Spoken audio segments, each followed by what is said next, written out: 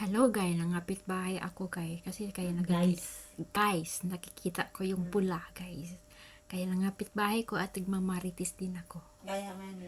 Yan kayo. Pamuro. Kasi yung karels ko guys, nagpakita kasi.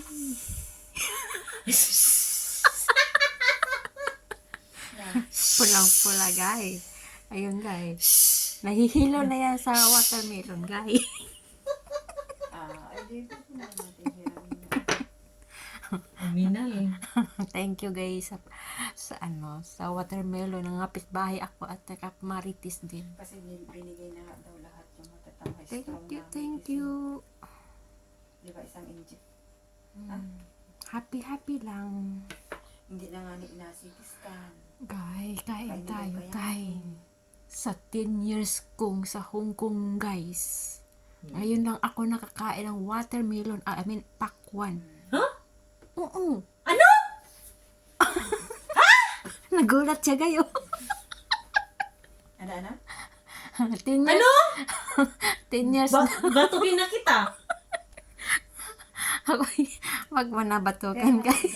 Ano na? 10 years nga. Sira ulo ka ba? Hindi nga. Bakit? Totoo. Ngayon lang ako nakakain ng pakwan. Bakit? Ay, Yoyo, bakit ba? Eh, Wala ka bang pira? Hindi ka marunong bumili? mayroon. Hindi ko man maubos. Gusto kong may cashier. Punta kayo na kuya. Tapos hindi ka talaga kumain ng watermelon simula sa pool. Oo. Sigurado ka? Oo, Babatukan kita. ang kinain ko yung honeydew. Tapos sabi naman daw ni, ako po yung, Hindi law. yung Oo. asawa ko. Ako, Ito, hindi talaga 10 years. Kaya nakita. Ano? Guys, nashock yung aking nanay. Sige, ingat kayo dyan. Ay. Walang hiya ka? Thank you guys. Salamat sa watermelon. I mean, pakwan kay Sis Cory. Yung pakwan ka talaga. Hanip ka. Yung pakwan ka talaga kahit kailan.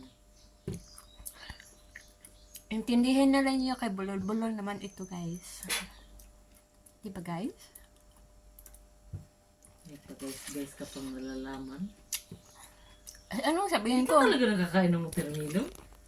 Mga manang, mga manoy, ganun lang.